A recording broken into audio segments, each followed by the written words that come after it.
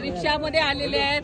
आता मला सांगा, या गद्यावर पाळी आली, आता याला गद्यावर बसवण्याची पाळी आता आम्ही लोक आणू मोदी सरकारला। या भाजप सरकारचा निषेध करतो आम्ही।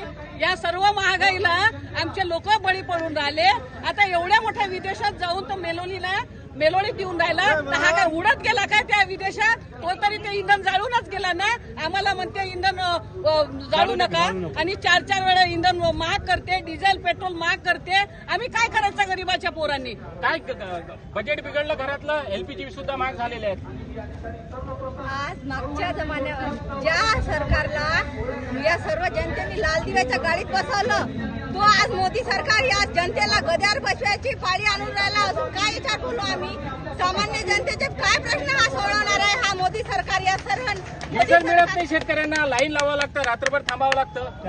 आघाड्यांवर हे भाजप सरकार जे आहे हे अपयशी ठरलेलं आहे। त्यामुळे आमचे नेते श्रद्धेय बाळासाहेब आंबेडकर यांनी सर्वप्रथम या भाजप सरकारचा निषेध केला, आणि या देशामध्ये कोणताच पक्ष हा भाजपच्या विरोधात बोलायला तयार नाही आहे।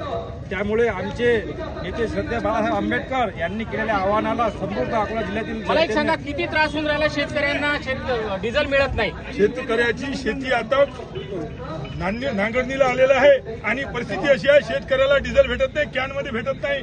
त्यामुळे शेतकऱ्याची आज अर्ध्या पेट्रोल पंपावर डिझेल भेटत नाही, त्यामुळे शेतकऱ्याची फार गंभीर परिस्थिती आहे। आणि आता या शेतकऱ्याला अमेरिकेच्या इम्पोर्ट धोरणामुळेच नाही, तर आता या शेतकऱ्याला पेरणीपासून सुद्धा वंचित ठेवण्याचं काम हे सरकार करत आहे। काय म्हणाल काका, किती त्रास होऊन राहिला शेतकऱ्यांना? शेतकऱ्यांना भयानक त्रास होऊन राहिला, परंतु आपल्या भारतात आलेलं डिझेल हे नेपाळला मोदी सरकार पाठवत आहे। हा शेतकऱ्यावर अन्याय आहे, हा शेतकऱ्यावर अन्याय आहे। त्यासाठी इथल्या शेतकऱ्यांनी त्यांचे डोळे उघडायचे।